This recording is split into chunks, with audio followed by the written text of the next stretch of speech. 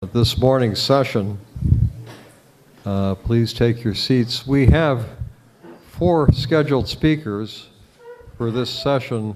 As of now, I can only identify 2 in the room. So is Oreste Fopian here, or Leor Brichta?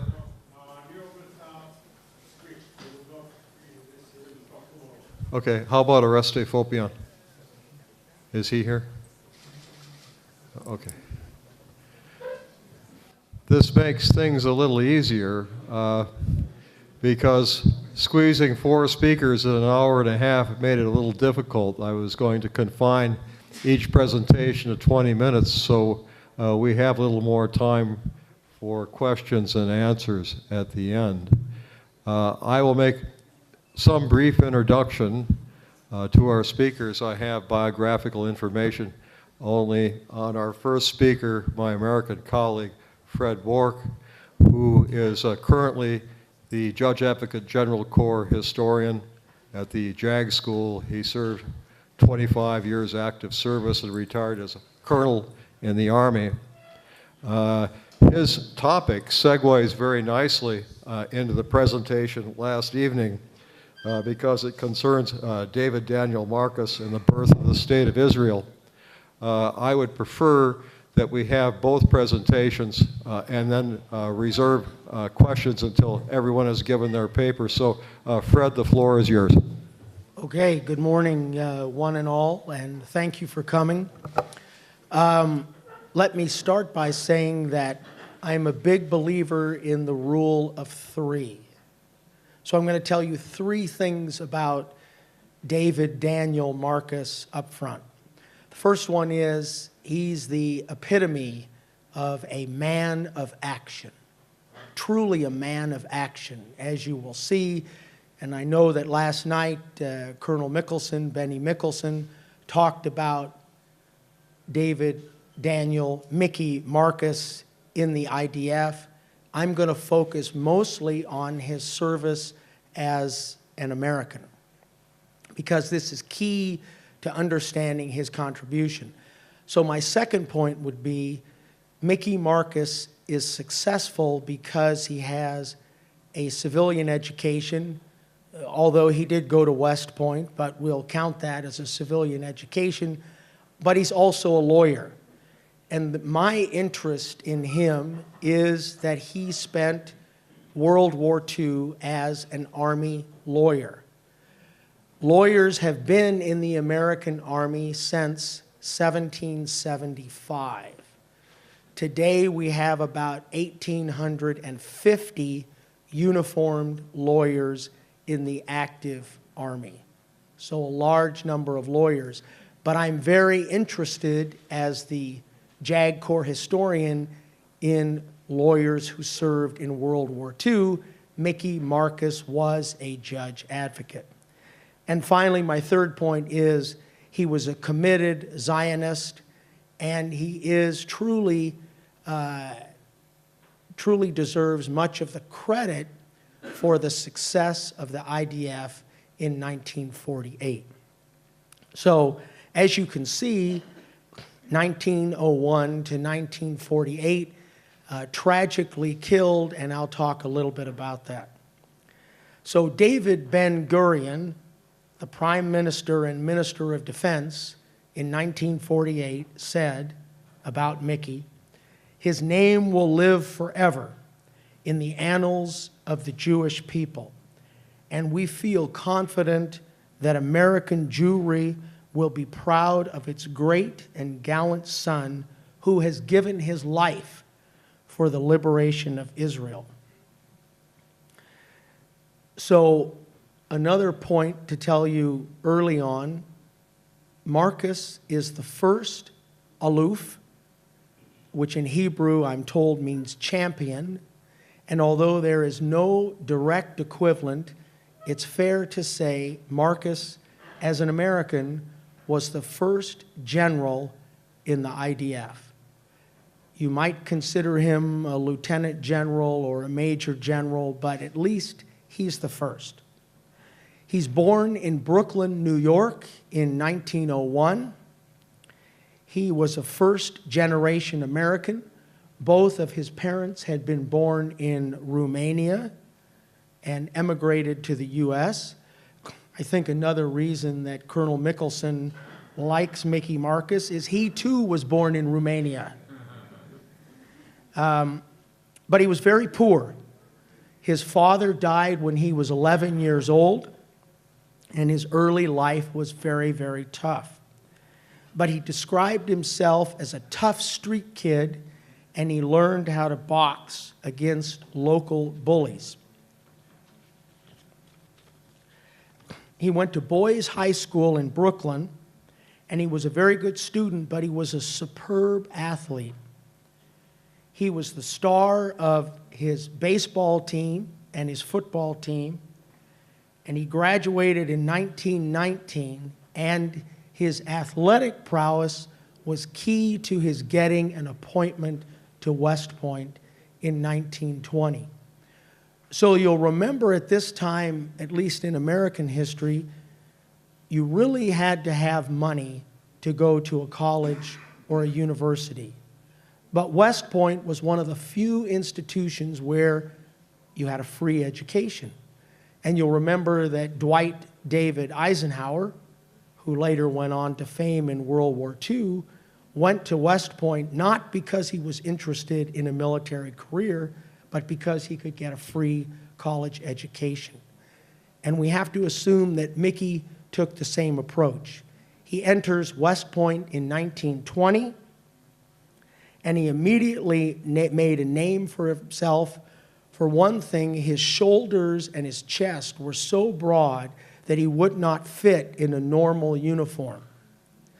And he had a barrel chest and massive shoulders. He excelled in boxing as a cadet. And this is a period in American history where boxing is really a big, big sport, much bigger than it is today. Hundreds and thousands of people would tune in on the radio to see boxing.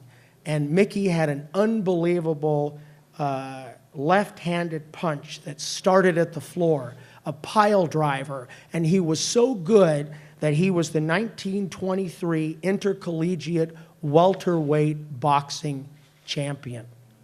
He also was a superb gymnast on the horizontal bars, and this resulted in him getting a tryout for the 1924 Olympic team. And again, if you know your history, West Point loves athletes. It's all about athletic ability, at least in this era. Today, of course, it's a very intellectual institution. But General Douglas MacArthur, who was the superintendent at the time, never missed a Marcus fight. It was always so exciting because he was such a great boxer in the ring. After graduating in 1924, Marcus, second lieutenant, reported to the 16th Infantry Regiment, then on Fort J in Governor's Island. He decided, however, that he wanted to be a lawyer, and so he went to law school at night, Brooklyn Law School. He was able to balance his military duties. Again, this is a period where a really hard-working officer probably finished his day about 2 in the afternoon.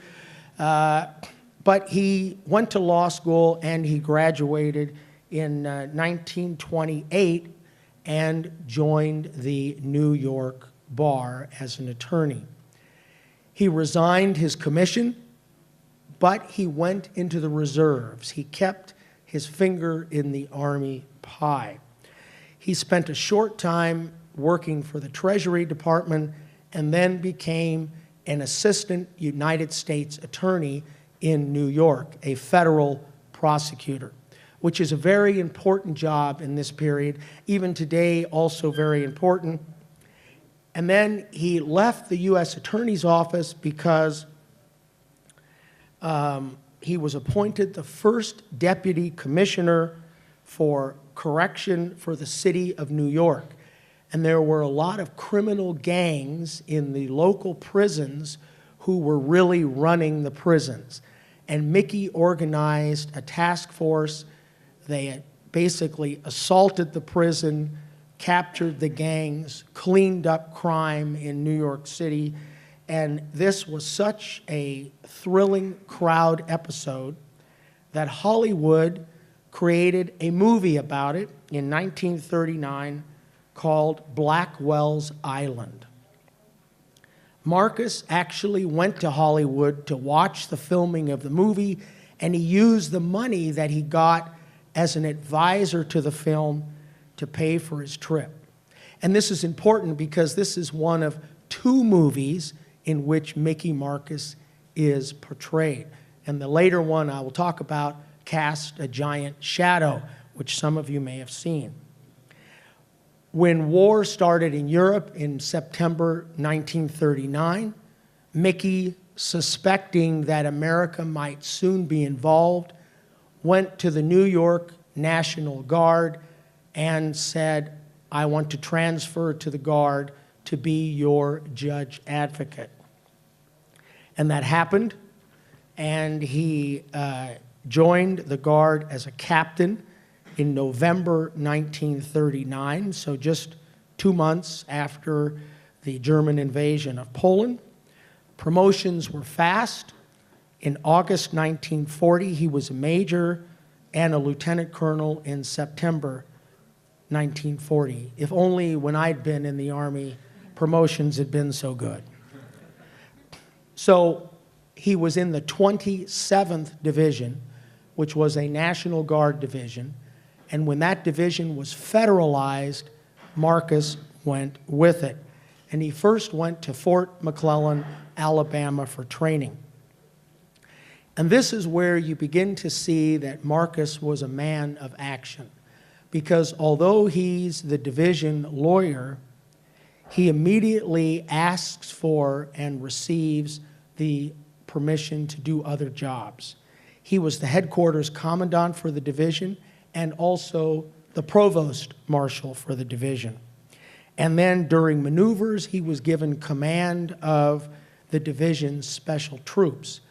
But again, remember, if you're in a National Guard division, how many officers do you have in the division who are West Point graduates?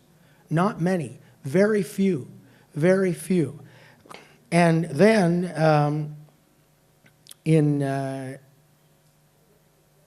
the division commander decides that after the division deploys to Hawaii in April 1942, that the division should have a ranger school.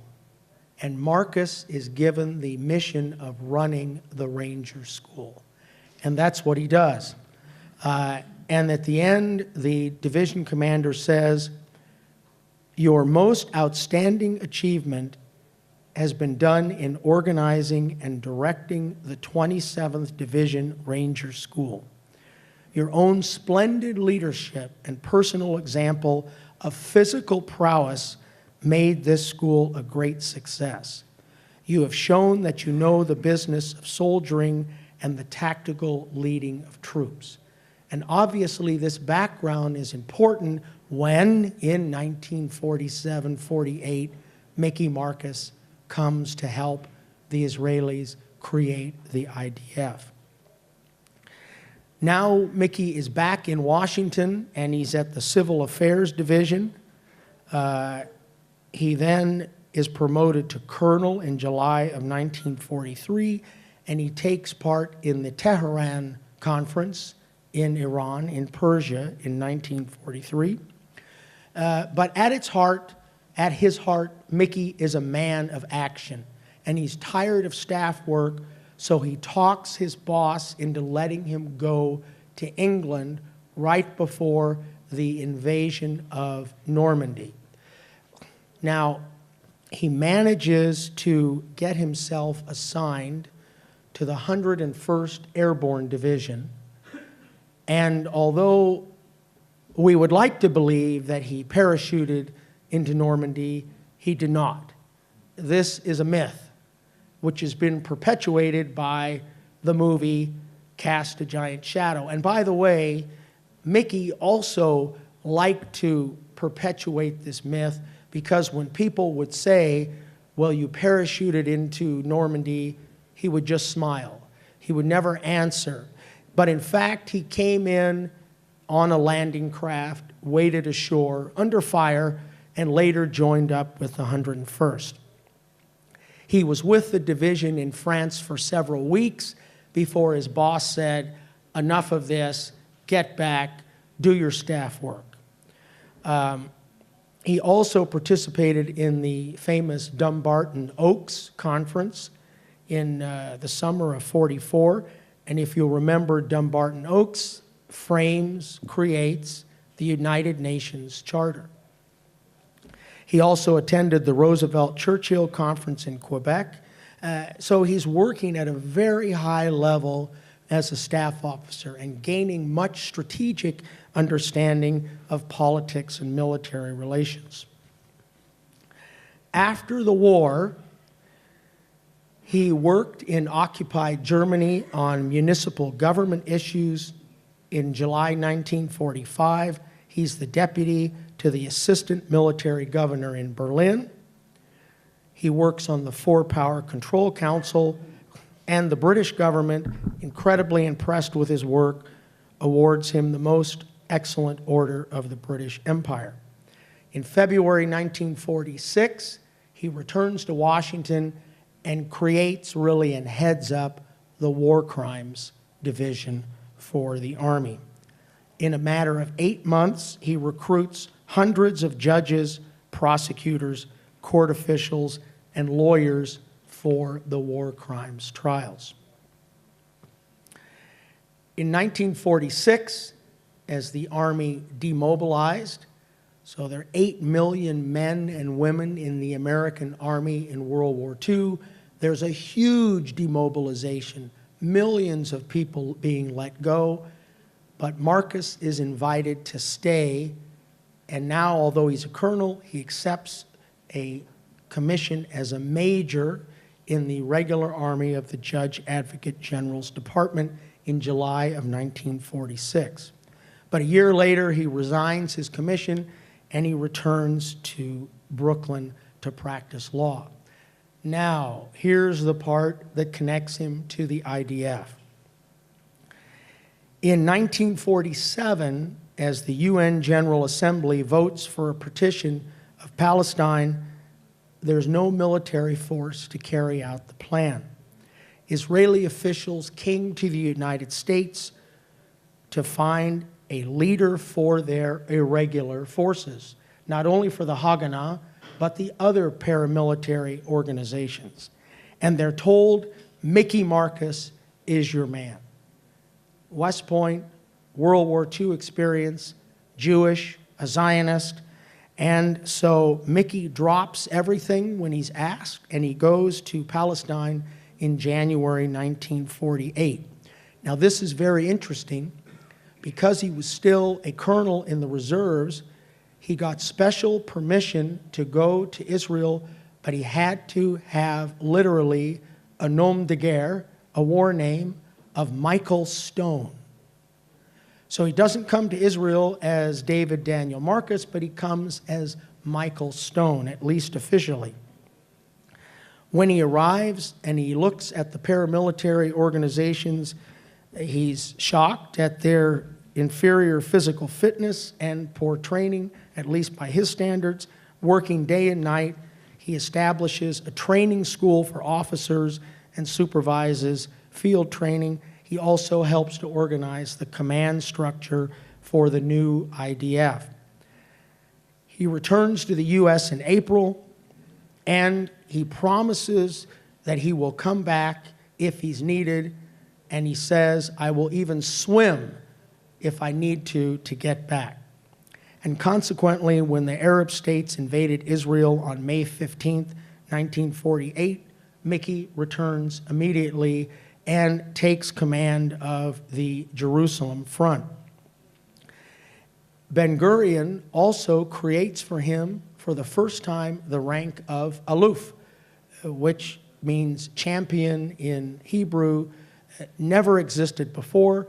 It's basically equivalent, as I said, to general, maybe lieutenant general. And the rank is still used for general officers in the Israeli army, but Mickey's the first. He's the supreme commander of Israeli forces on the Jerusalem front, and it's Mickey who has the idea, as you heard last night in the lecture. You can't put all your tactical, operational eggs in one basket. You have to have the Burma Road as well as the road to the Latrone front. And so he orders construction of the road, and this, of course, is instrumental in the relief of Jerusalem. Sadly, Marcus never lives to see the peace. On June 10th or June 11th, 1948, 6 hours before the ceasefire takes effect, he's accidentally killed by a Jewish sentry. So before I tell you that, let's look at some pictures. Here he is as a West Point cadet before he graduates in 1924. Here he is as an Army officer right around the beginning of World War II. Here he is again as a judge advocate, again in World War II. Here's Mickey in uniform in Israel as member of the IDF. This is obviously a front page of a magazine, right? You've seen this? IDF magazine. You see how happy he is. I mean, who wouldn't be happy if you're a general? And so what happened is that he believed that although the IDF was successful, that there would be a Jordanian counterattack. And so he put everyone in the Jerusalem front on high alert. And then he needed to go to the bathroom, and so he went outside the perimeter. It was a cold night. He put a white sheet around him. He's out there walking. He comes back after going to the bathroom, and he's challenged by the sentry in Hebrew, who says, "What's the password?" Well, Marcus doesn't speak Hebrew. He only speaks English. But the sentry, so he answers in English, but the sentry knew that the Jordanian army was officered by British officers and quite naturally assumed that this must be a Jordanian officer who was speaking English, didn't understand the password. He fired 3 shots. One grazed Marcus's arm, one struck him in the chest, killing him. And so it was a very tragic end because it was only 6 hours before the end of the armistice. So you may know then that this movie was made with Kirk Douglas, who, by the way, is also Jewish, in the starring role of Mickey Marcus. And you can see there's also John Wayne and Yul Brynner and Frank Sinatra, and of course Senta Berger, because you have to have a love interest in every movie. Austrian. Oh, she's an Austrian. Okay. So it's really sort of an ICMH kind of cast here. So the movie perpetuates the myth that Marcus jumped into Normandy, but it's a very entertaining movie, and it did quite well at the time. It was produced in the 60s. Let me see. Yes. Oh, and Angie Dickinson is also in the movie. And the theme is about how Marcus single-handedly transforms this raw and undisciplined Israeli force into the professional IDF that won the war. So more than 70 years have passed since Mickey Marcus's death, but he has not been forgotten. He's buried at West Point. It's often shown on tours of West Point, and obviously the IDF has not forgotten him. In fact, Colonel Mickelson is working on an article about Mickey and his involvement in the IDF. But I think the backstory is obviously that his time as an American officer gave him the background that he needed when he joined the IDF. Thank you.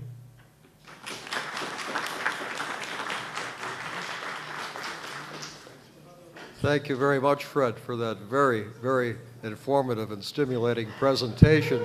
And I'm sure at the end of our session, we'll have lots of questions and discussion. Our next speaker is Andrei Shogov from Russia, who also will give a presentation concerning the foundation of Israel. The title of his paper is Some Issues of Military Cooperation Between the USSR and Israel in 1948. So, Colonel Shogov, the floor is yours. Thank you. Ladies and gentlemen, Soviet and Russian Middle East policy has been a subject of numerous studies written by domestic and foreign authors. Soviet-Israel relations in these studies are considered as a role in the context of certain aspects of global and regional policy. Military cooperation between the two states has developed dependent on the state of relations in the political sphere and the current situation in the Middle East. The author of this report doesn't pretend to cover this topic exhaustively. Therefore, he has determined to reveal on only some issue of such cooperations on the basis of actual documents, materials, and new studies that can supplement the historical picture of the time from the position of today. The Soviet-Israel relations were established on a positive note. It is a well-known fact that support of the USSR played an important role in the adoption of the UN General Assembly resolution. According to the documents, the main contact of the Soviet position was the evolution of the British presence in Palestine and creation of the independent states, Jewish and Arab, with the assistance of the United Nations, as well as weakening the traditional influence of the Great Britain in the Middle East region. The development of the Soviet position of Palestine took place under condition of ongoing confrontation with the West, primarily with the United States and UK. After the end of the Second World War, relations between the USSR and Western allies for the anti-Hitler coalition gradually deteriorated. This was facilitated by the expansion of the national liberation movement in the colonially dependent countries, as well as the growing influence of leftist forces throughout the world. With the formation of the new states of political map on the world, Moscow linked hope for the emerging overline in the Middle East. Some researchers believe that Stalin could even consider the possibility of turning a Jewish state into a country of people's democracy if the election results allowed the creation of a coalition government from the communist and left-wing parties. The Soviet Union recognized the states of Israel and a provisional government, the jury, on May 18, 1948. Moscow's recognition of few states has occurred in difficult situations. In response to the proclamations of the independence of Israel, Egypt, Syria, Lebanon, Transjordan, Saudi Arabia, Iraq, and Yemen has declared a war. These countries have begun the introduction of troops into the territory of Palestine. The war against the state of Israel in Soviet interpretation was presented as provoked by Britain in order to provide an excuse for maintaining its presence in the region. In this regard, the topic of military assistance to Israel was considered at the highest level in the Soviet Union. In the USSR, Israeli officials have repeatedly arrived appealing to the leadership of the country for the request for military assistance. In addition, the development of this issue was conducted through international public organizations. To ensure security, Israel urgently needed weapons and military equipment, trained military personnel, as well as mobilization resources for the deployment of armed forces in the case of a continuity of hostilities. This was also an urgent need for the training of command staff for the armed forces. All this issue had to be solved by the Soviet leadership and very quickly.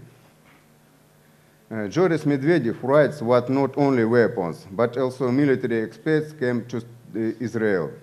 Together with weapons from Eastern Europe, a large number of military men, Jews who had experience of participation of the war against Germany, came to Israel. Soviet officers were sent secretly to Israel. Lieutenant General Pavel Sudoplatov, in his memoirs, asserts that the use of Soviet intelligence officers in combat and sabotage operations against the British in mandated Palestine had already started in 1946.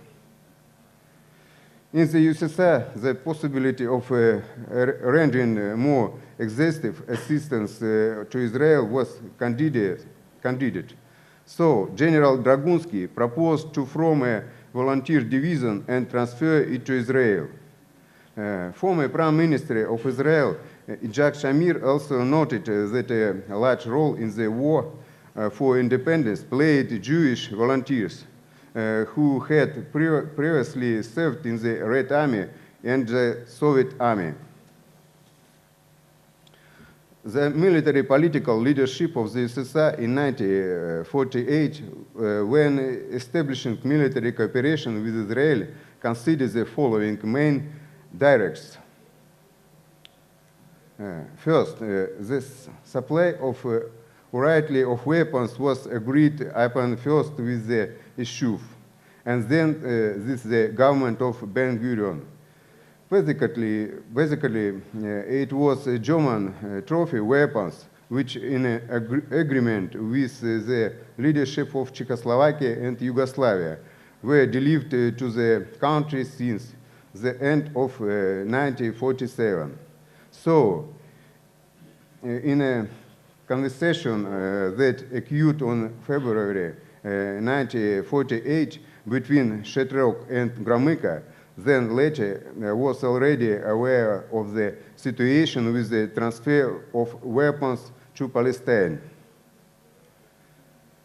In a selection memorandum of the head of the Middle East Department of the Ministry of Foreign Affairs of the USSR, Bakunin, Deputy Minister of Foreign Affairs of the USSR, Zorin, on June 5, 1948, noted, in connection with the announcement of Comrade Gromyko about the request of the representatives of the states of Israel, Elish and Jacobin, to render assistance to the government of Israel, would consider possible the following.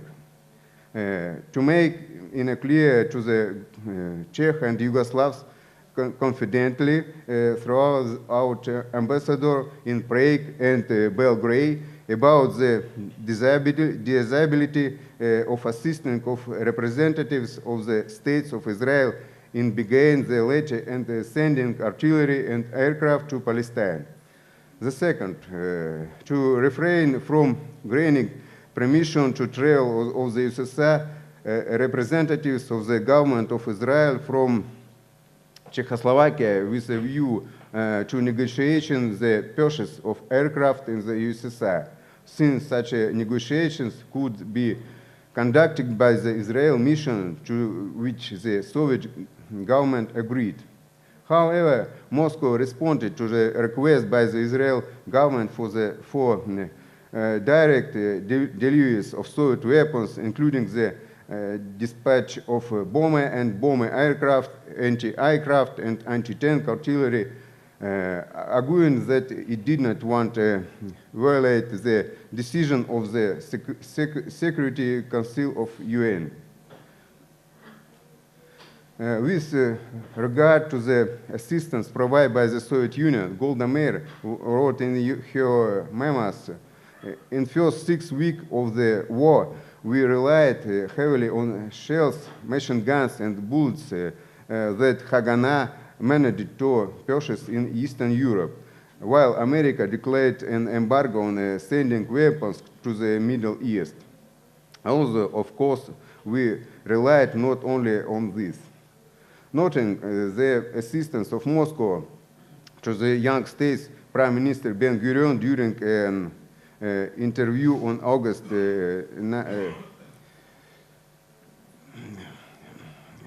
interview with the Soviet envoy to Israel, Ishov, said that the army received a significant number of weapons from Czechoslovakia and Yugoslavia, including artillery, which they didn't have a beginning of the war. According to the various sources, the second direction in the formation of military ties between the two states was characterized by the fact the Soviet specialists made a great contribution to the formation of the armed forces of Israel. Thus, in the world of Ijak Shamir during the First Arab-Israel War, the Soviet Union sent a large group of Soviet Jewish officers, participants of Second World War, who took direct part in hostilities and provided advice. After the deterioration of relations with Israel in the future, all of them were recalled back. In addition, former servicemen of the Polish army, as well as all the national military formation formed on the territory of the USSR during the Second World War, fought in the ranks of the defenders of Israel.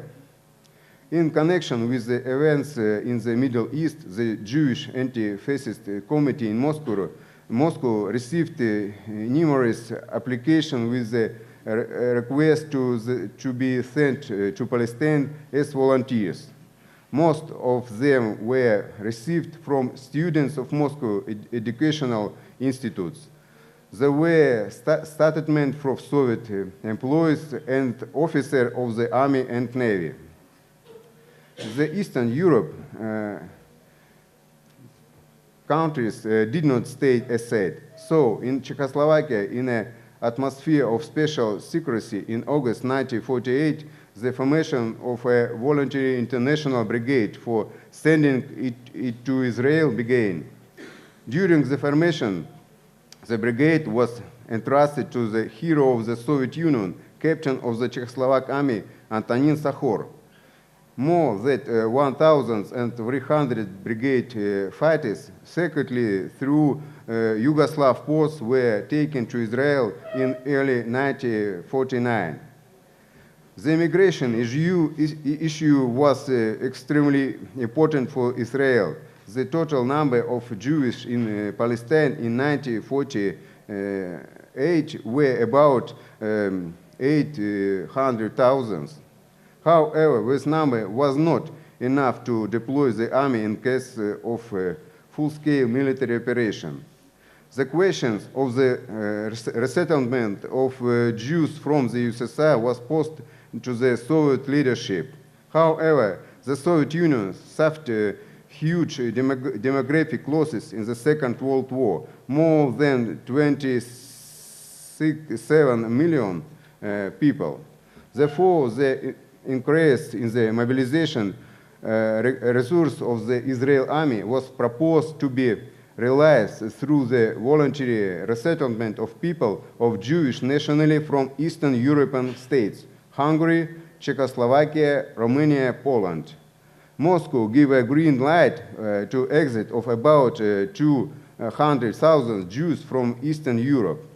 Thousands of trained soldiers who received combat experience in the armies of the Western and Eastern Europe were involved in military operation on the side of Israel, some and immigrants to Palestinians, others as volunteers. The third area of military cooperation between the USSR and Israel was the training of Israelis in officer courses and military schools. Such a request was sent through the military attaché Colonel Ratner as the mission of the Israel to the Soviet Union to the Army General Antonov. Then it was confirmed in the telegram of the chief of the intelligence directorate of the General Staff of the IDF, Lieutenant Colonel Herzog, to the same military attaché. A history was showed cooperation between the USSR and Israel. The military field didn't last long. It was a direct consequence of the cooling of political relations.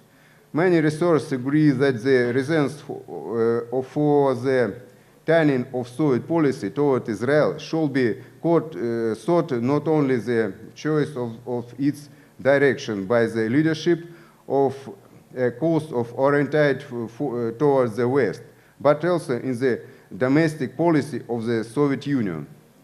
The enthusiasm with many Soviet Jews meet with the formation of the State of Israel and the pro-Western policies of its leadership raised concern among the leaders of Soviet Union. At that time, almost 3 million Soviet Jews lived in the USSR. For the most part, it was a well-educated, highly professional part of the Soviet society. Immigrants' sentiments in the Jewish environment threatened Soviet ideological attitudes. In addition, the Israel embassy in Moscow began a campaign for the immigration to Israel, which was viewed by the Soviet authorities was illegal. There was commitment of arms transfer to Israel through third countries, and then the departure of Soviet Jews to that country stopped.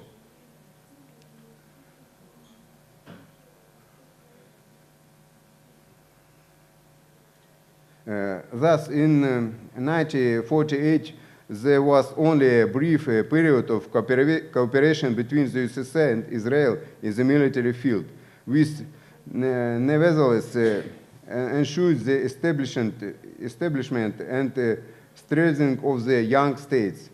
In modern historiography, both in the Russian and in the foreign, various points of view are presented on the issue outlined above.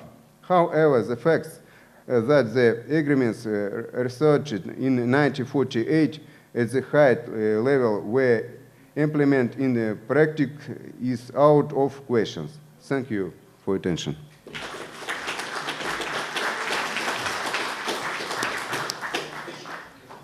Thank you very much, Colonel Shoggoff. A moment, okay? A very stimulating paper dealing with a topic that, at least in my country, is not well known or understood. Now, we have a lot of time for questions, and I would ask that those who want to speak, ask questions of our two speakers to please rise, use the microphone, and identify yourselves. Okay, Maddie, please.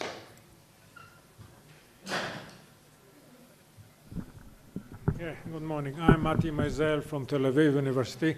I have actually two comments, not really questions, but I think that would be possible to enlarge later in it. First, to Colonel Bosch on Mike Marcus.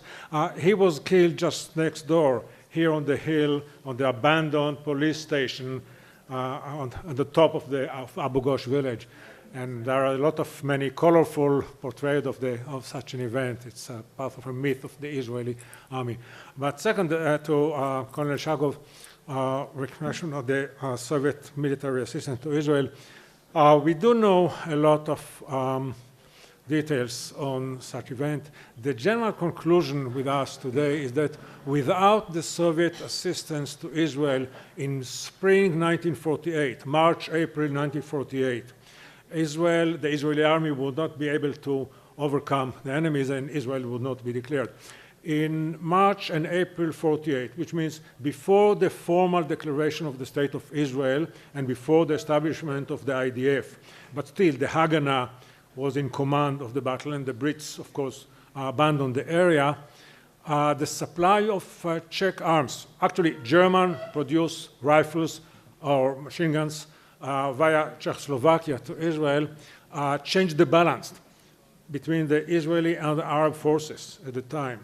And the Arab forces, because of a variety of reasons, partly social structure of the population and politics in the upper level of Arab society, could not really overcome the crisis at that time, while the Israeli army, still yet in its nascent form, managed to take over and open the road to Jerusalem. So, but the question here is that first that the Soviet Union supplied arms to whoever was ready to pay for it, which Israel did. And the same goes for the Syrians. We do know that the great shipment of arms were sent to Syria. They were not successful in this. So one has to ask about the policy of the Soviet government at that time. And it is interesting because on the one hand, when you look at the top level of Soviet government, one of the closest advisors of Stalin is a Jewish person, Kaganovich. And of course, we know Stalin himself, how to say it politely, was not really, did not really love Jews, but still he had Jewish friends. And he made the policy of support of the establishment of the rise of the State of Israel. But at the same time, they were ready to supply weapons to Israel's enemies. Can one explain this paradox in Soviet policy? And the other question, of course, goes about a year or two later, in 1948 and 1950, the mechanism, the form by which relations between Israel and the Soviet Union deteriorated immensely. And of course, any question of relationship between a military relationship came to naught. And in 1950, with the eruption of the Korean War, Israel was expected by the US to join the Western side, which Ben-Gurion refused, but anyhow, the position of Israel at that time. So I would be very happy to hear from our Russian friends some comments on this problem. Thank you. Colonel Shoggoff, would you care to make any comment on the questions? Or you prefer to wait? Yeah. Okay. Next question, please, sir.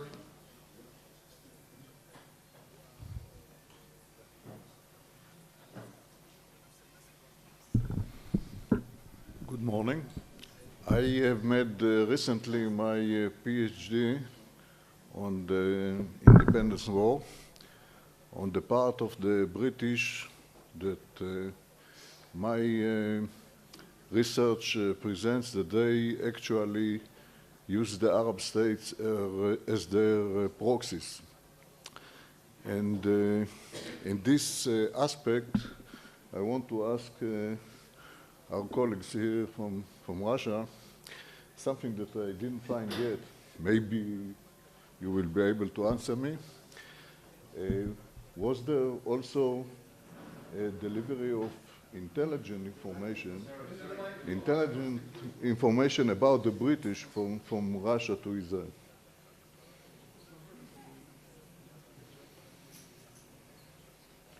Because I didn't find yet anybody who can answer directly to this question.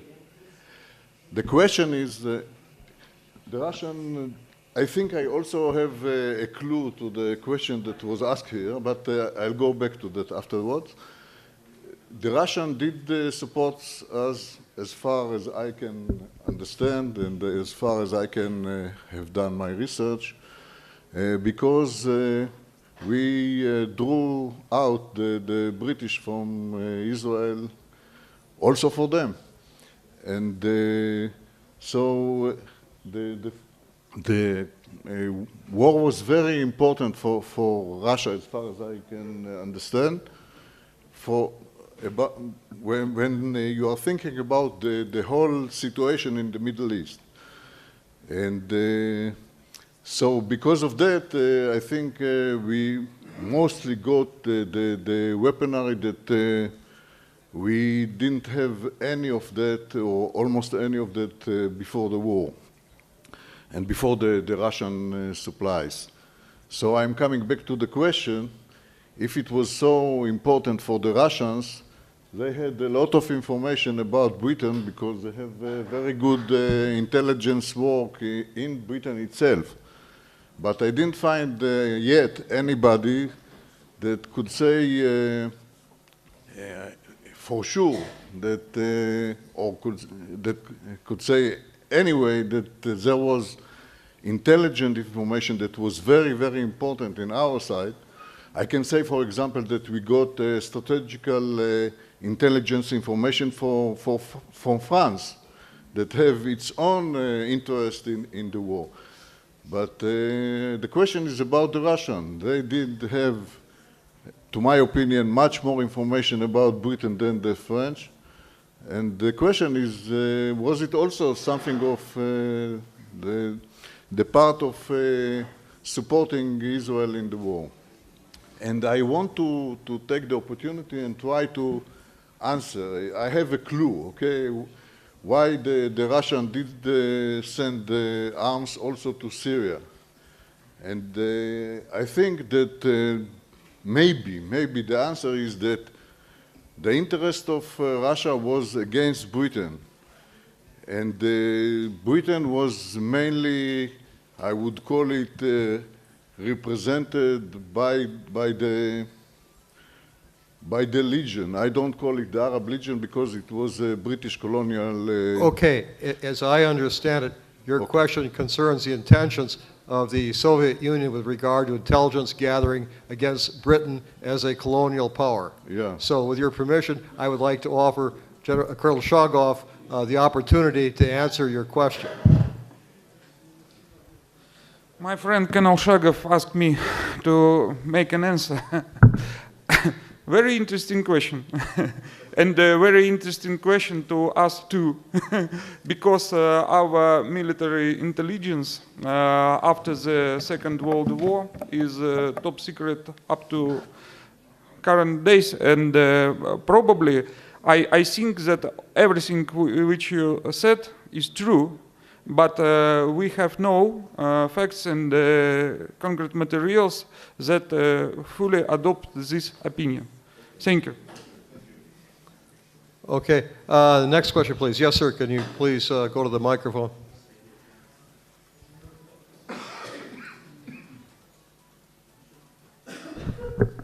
First of all, thank you very much, Colonel Shagov, for your lecture. It's some facts. It was very interesting. Facts between military support between Russia and Israel, Soviet Union. And my question is very short. I try to be short, and I can translate to Russian too, also. What's the connection? You told us before about General Antonov. You mean was Chief of Staff Antonov? Who kind of Antonov? It was Chief of Staff. Это был, вы имели в виду генерала армии Антонова? Начальник? И насколько, can I ask you, вы можете дать подробности насчет этого, пару слов? Thank you, ladies and gentlemen. I asked Mr. Colonel Shagov to tell us how Kant was involved.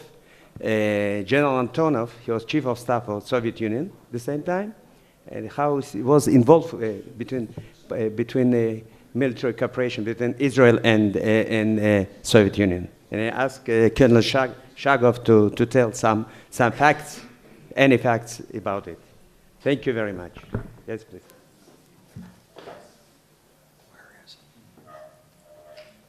Thank you for your question.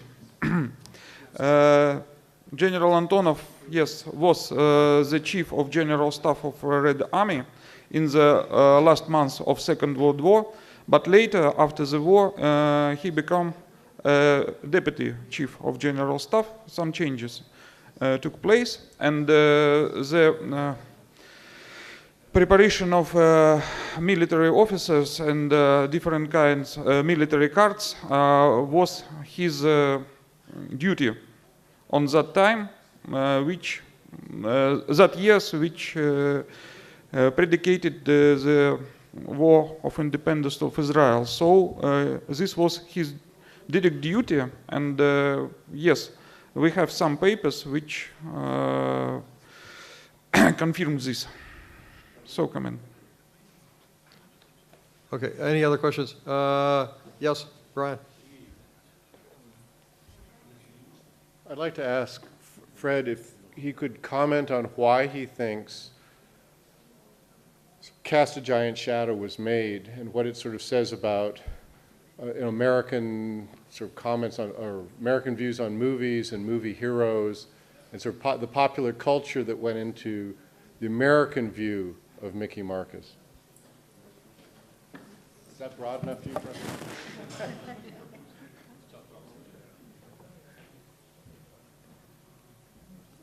Well, it's a very it's a very easy question. The movie was produced in 1965 and first shown in 1966. So I think, and I'm thinking and speaking out loud, so all you have in terms of context is the 48 war. 56 is not a good thing as a general rule for Israel history.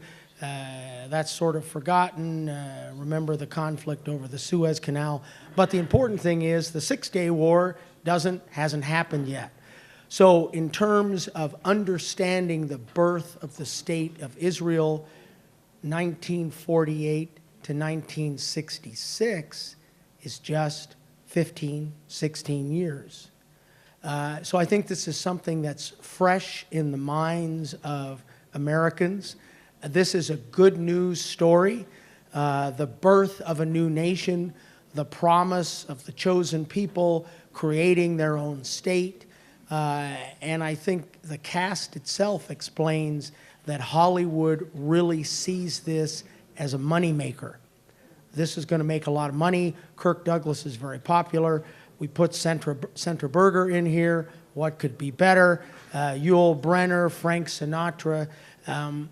So I think it's the classic Hollywood story, and that's why the facts are, shall we say, changed to make a better story. So, you know, one of the questions I got was, well, how could Mickey Marcus join the 101st when did he have some paratrooper training? And the answer is no. But I think that Marcus was always able to talk his way into some sort of thing that he wanted to do. And so he's a colonel, he's a West Pointer. This is an army where West Pointers have more panache, more power. He says, I want to go to the 101st. That's fine, but we're not going to let you parachute into Normandy. But I think to your question, Brian, this is a good news story. And at this point in 1966, there's no bad news on the Mickey Marcus story. No one is going to say, well, where are the voices of those who were defeated in the establishment of the State of Israel? That's not important yet. It's not until the Six-Day War that things change. Thank you. Does anyone else have a question of Fred? Yes? Okay.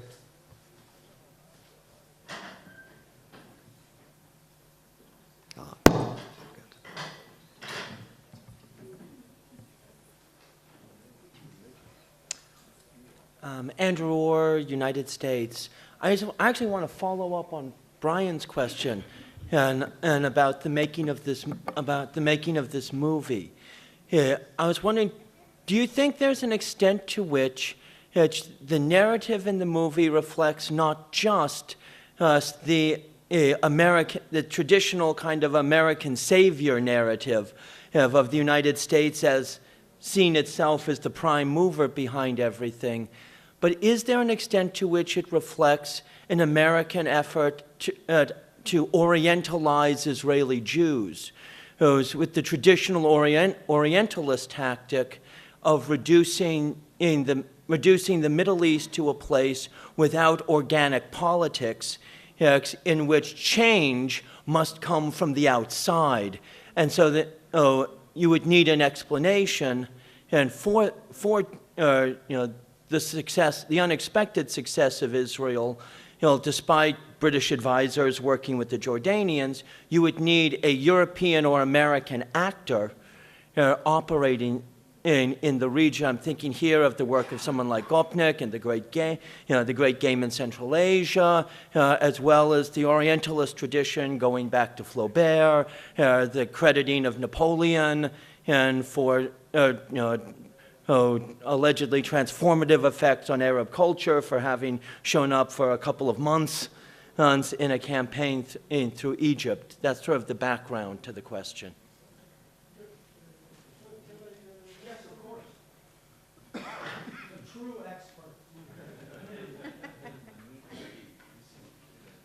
I just, Benny Michelson from Israel, I just want to add something. Up to my research about David Marcus, the problem was a real historical one. Ted Berkman, the writer of Cast a Giant Shadow, the book that the movie was done after, was a journalist. Although he made a very good, let's say, research as a journalist, but at the end, he was a journalist. So he wants some very nice, stories. And when we are going into the archives and into the real documents, and we can analyze exactly what was the role of David Marcus, we understand it a little bit different. The widow of David Marcus, that still alive when the movie was presented, she was very, let's say, pleasant with this, let's say, heroical image of David Marcus as a paratrooper. But the history, I mean, the documents are much more clear. First of all, David Marcus went to the shore of Normandy as second in command of the Civil Affairs Division in Washington to analyze the ability of the French, Free French of de Gaulle to take control of the liberated territories. This was his mission, and he could, by this mission, to ask to do everything. And because Maxwell Taylor, the commander of the 101, was 2 class above him in West Point, he came to him and he said, okay, I need to go there. Why? Because the first town that was liberated in Free France was Carentan. And Carentan, I want to be there to see the situation on the field. So I need to be there. And he convinced him, and he went there. But then, after he found himself, unfortunately, into battle, they need him back. Why? Because de Gaulle have to come to meet Roosevelt. And Roosevelt, somebody have to brief Roosevelt what is the real situation on the field. So if somebody saw the movie Reach After Private Ryan, okay, they ask, where is Marcus? We need him to brief Roosevelt. So they sent Bedelsmith, that was the chief of staff of Eisenhower, sent immediately a special unit to look after Marcus. And Taylor said, oh, I saw him. He fought in some town there near Carentan. And so they asked him to come back immediately by a special plane to brief Roosevelt because before de Gaulle arrived in the United States. So we know exactly what was his role, what was his job. And he did it so well. After he briefed Roosevelt, it was, I don't know if you have this document, a small document that I found that says, okay, it was mailed to all the Pentagon staff and says, Colonel Marcus will brief about the real situation in Normandy. They, such and such, our such and such, please leave one person in duty in all departments because they knew that everybody will come to hear Marcus. He was a very special character. And when we came back from Normandy, his knowledge was very important to everybody. So we know what was his job, we know what they want, and we know that when we as historians look at a case, it's completely different that a journalist look at it. But we have to understand that The Cast a Giant Shadow, with all the best artists, was not the first movie about Marcus. This is the second one. The first movie was done in 1939 on his achievements against the jails in New York. So he was a well-known figure in Hollywood. And they went to give him a tribute to his performances. And everybody came to join this effort to make a real memorial for David Marcus. And don't bother us with the facts. But in general, the movie is, I think, very good. It was in the same time when they made Judith and Exodus and other movies about Israel. So we have to look at this in the real environment and to see the main, let's say, difference between the historical research and the journalist research. Okay, I have a question relating to Colonel Shagov's paper, which deals directly with the issue of Soviet cooperation with the newly founded State of Israel. But we have here Sergei Pavlovsky, who addressed some of the wider diplomatic issues dealing with the Soviet Union's policy with the State of Israel and in the region, and I was wondering if he would like to have something to say. Yes, sir.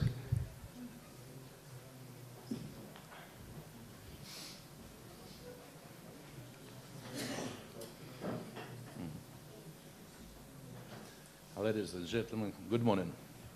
It is small changes in our plan. I have to be there, but I'm here.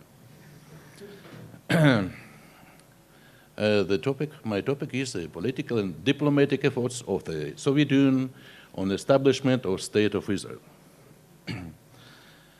70 years ago, Jewish people, who for historical reasons settled almost all over the world and for centuries was aspiring to gain its own territory and statehood at the cost of enormous efforts, had the opportunity to create their own independent state within the territory of Palestine. Last year, in November the 29th, celebrations were held on the occasions of the 70th anniversary of the historical event for Israel, the adoption of Resolution 181 by the UN General Assembly, which recommended partition of the mandate of Palestine into two separate states, Jewish and Arabic. Recently, it is believed that the main role in a positive vote for Israel belongs to the United States and personally to President Harry Truman. How to use the second slide, please? Thank you.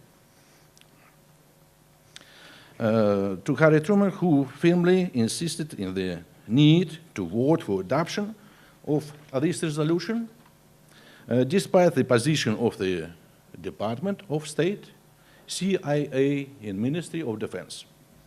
However, the emphasis of the dominant role of the United States in all significant events of the last century, including the victory in two world wars, the gain in the confrontation of two world systems, etc., fits into the general trend of the modern West in all ways to belittle the contribution of the Soviet Union in defeat of Nazism and fascism during the Second World War and establishment of the post-war world. In my topic, I would like to draw your attention to the fact that the Soviet Union has made a significant contribution not only to the process of adoption of the relevant UN General Assembly resolution, but also directly to creation of the State of Israel. In the year 2000, a collection of documents, Soviet-Israeli relations in 1941-1953, was published by the foreign ministers of Russia and Israel. And maybe it was the previous, can we say, so also the same book.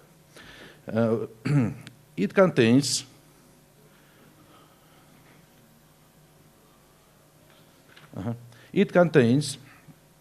almost all the official documents. Yes, I think so. Okay. It contains the official documents of this period, allowing the trace of the entire difficult path of development of bilateral relations, starting from the period when the State of Israel did not yet exist, and negotiations of the Soviet side were conducted mainly with representatives of the Jewish Agency for Palestine and other Jewish organizations. Leaders of Jewish organizations were actively visiting Soviet foreign missions. There they held talks with ambassadors and other officials, requesting to bring their positions to the highest authorities of the Soviet state. So at the beginning of February 1941 in London, a conversation of the Soviet representative in Great Britain, Ivan Maisky, and with the president of the World Zionist Organization, Chaim Weizmann. The record is dated on February the 3rd. On July the 17th, 1941, leaders of the Jewish Agency and the World Jewish Congress met in Washington, D.C. with Soviet ambassador to the United States, Umansky. And then on January the 6th, 1942, in Ankara, they meet with the Soviet ambassador to Turkey, Vinogradov. Negotiations were often difficult or ended without any result. This was primarily due to hostile attitude of Soviet leadership towards Zionism as a Jewish nationalist ideology opposed in its essence to the concept of internationalism, the basis of Lenin's national policy. At the same time, reports regarding all meetings with the Israeli side were sent through diplomatic channels to Moscow and there brought to the top political leadership of the Soviet Union headed by Joseph Stalin. Later on, Joseph Stalin paid close attention to the problem of coexistence Arabic and Jewish population of Palestine. This during Yalta Conference in February 1945, Palestinian issue was the topic for discussion between Stalin, Roosevelt, and Churchill, despite the fact that it was not included to the official agenda of negotiations. During private conversation, Stalin noted that Moscow was interested in creation of Jewish state in Palestine. He stressed out that the world community was responsible for fate of Jewish people through the world and must create conditions that would exclude discrimination in the future. To that end, should enable them to continue building a national state in Palestine. It makes no sense to dwell on all the events of the time concerning all efforts of the UN to solve Palestinian problem, since Britain announced the end of the mandate in February 1947. In May 1947, the UN began to establish a special committee on Palestine, whose task was to establish facts and make recommendations on solving the Palestinian problem. On May the 14th, permanent representative of the USSR to UN, Andrei Gromyko, made a speech at the session of the General Assembly. He designated activities of special committee in Palestine from the Soviet point of view. It was a complete surprise for the participants. The Soviet representative demanded the creation of an independent Jewish state in Palestine. All through earlier, the USSR advocated creation of an independent democratic Palestine for Arabs and Jews. Gromyko focused attention on the huge losses and incredible suffering of Jewish people who were systematically exterminated during the Second World War. He highlighted the effects that Jewish people undergone exceptional disasters and extremely suffered during the war. Total number of the deaths of the Jewish population from hands of Nazi executors is estimated at about 6 million. However, these figures give us idea about the numbers of victims who suffered from the fascist aggressions. Do not give an idea of the difficulty of the situation in which large masses of Jewish population found themselves after the war. According to Gromyko, it would have been unfair and inhuman to deprive a whole nation of right to create its own state within historical borders to ensure its existence and normal development independent. On September the 1st, 1947, Special Committee on Palestine submitted its reports to the UN on the result of work. Majority of members of this commission recommended establishment of 2 states, one Jewish and one Arabic. It was also proposed Jerusalem to be placed under the UN trusteeship. Due to the importance of the decision, First Deputy Minister of Foreign Affairs, Wyszynski, was sent to New York. He studied the situation and took over management of the whole process. At that time, no decision could have been made without prior approval from Joseph Stalin. It should be noted that initially Soviet leaders considered the issue of creation of federal Arabic Jewish state, but after negotiations with leaders of Jewish delegation, Wyszynski recommended Stalin to lean toward creation and independent states. The outcome of common work of diplomats was announced on November the 29th, 1947, in the vote of the UN General Assembly upon the questions of partition of Palestine. Positive decision required at least 2/3 of this vote. The Soviet Union had at its disposal voices of Belarus and Ukraine, which were independent members of the UN, as well as Poland and Czechoslovakia.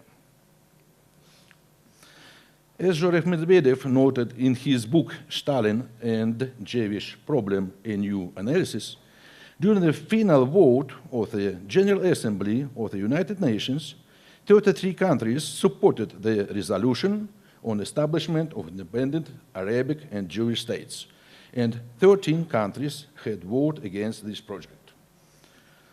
5 countries of the Soviet bloc provided necessary 2/3 majority. If these countries supported the Arab position, the ratio of for and against would have between 28 and 18. This would not have provided the two-thirds majority, and therefore creation of Israel as a state would not have received a UN mandate. On May the 14th, 1948, as we know always, David Ben-Gurion proclaimed the establishment of the State of Israel. On the same date, the United States was the first to recognize it de facto, and on May the 18th, Soviet Union was the first to recognize Israel de jure. On the May the 26th, the USSR established diplomatic relations with Israel. However, it should be noted that policy of the United States on creation of the State of Israel in some cases was of non-permanent nature.